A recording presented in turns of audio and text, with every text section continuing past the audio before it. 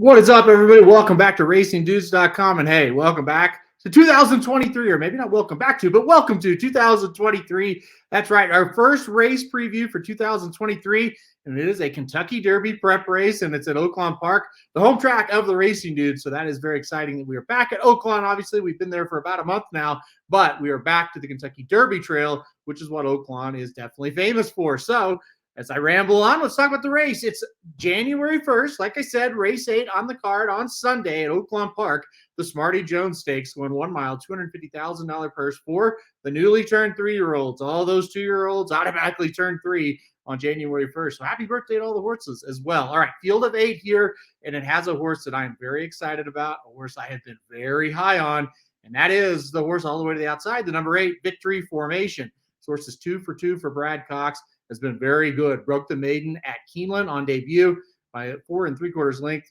Links looked great in that race, and then beat a pretty tough allowance field last time out at Churchill Downs. Now, got to stretch out in distance today, but definitely has a pedigree that should scream distance for this horse.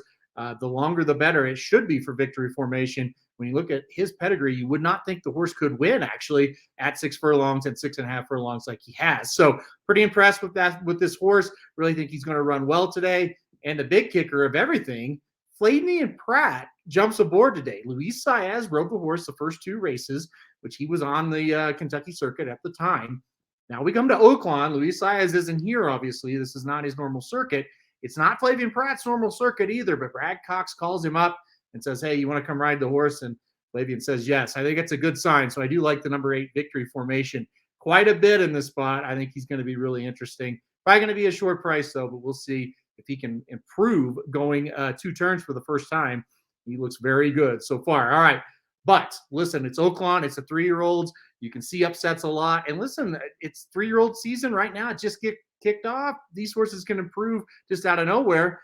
Let's talk about one that I think improved really, maybe not out of nowhere, but in a good rate last time out, and that's the number 3 Communication Memo. Just 16 days earlier, on December 16th, this horse broke the maiden at Oaklawn Park going a mile. So number 3 Communication Memo really woke up going a mile at Oaklawn, won by 4 lengths. Steve Asmussen trains, Ricardo Santana rides. No introductions needed for those 2 guys. They are dominant at Oaklawn Park. Asmussen off to a little bit of a slow start to the meet. That's normal for him. Wouldn't be too alarmed by that yet. He'll get going. Ricardo Santana was suspended for that first few days of the meet here, is back now and ready to go. So the number 3 Communication Memo is a horse that I would put in second.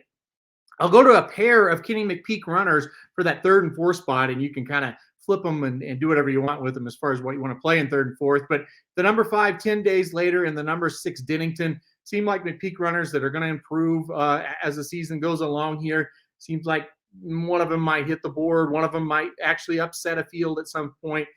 Really like both of them. As far as the number 5, 10 days later, coming out of allowance, going to mile 16th at Churchill Downs, lost by 3/4 of a length, but ran very well. Got 3rd in that race. Got beat by Confidence Game, a horse that at the time was pretty decent. And Rocket Can, a horse that's not bad either. So I do like 10 days later. And the 6, Dennington, comes out of the Kentucky Jockey Club. Pretty strong race there, that Kentucky Jockey Club. A lot of horses with trouble. Dennington, though, at 14-1, kind of closed late, got up, only got beat a length and a half, despite getting 5th in the race. So I think he garners a little bit of attention too, and I'll probably play both those McPeak horses in those 2nd and 3rd spots. But on top, I do like the number 8 Victory Formation. I think he's going to be tough here. The up-and-comer to me is number 3 Communication Memo. I'll look for him to run a pretty good race here as well. And then number 5, 10 days later, and number 6, Dennington, kind of in those underneath spots, try to get them home at what I think will be a little bit of a price underneath some favorites. So we'll see what happens in this one. All right, guys, the Kentucky Derby Trail for 2023 kicks off with the Smarty Jones Stakes going 1 mile at Oaklawn. Don't forget to watch Oaklawn on New Year's Day, race 8 on the card. All right, hit like. You like the video, hit subscribe if you really like it and want to get alerted anytime we do videos like this. We'll have preps for all the big races all across the country every single week. No weeks off at the Racing News. All right, guys, thanks everybody for watching. And most importantly, and as always, good luck if you're playing Oaklawn Park on Sunday.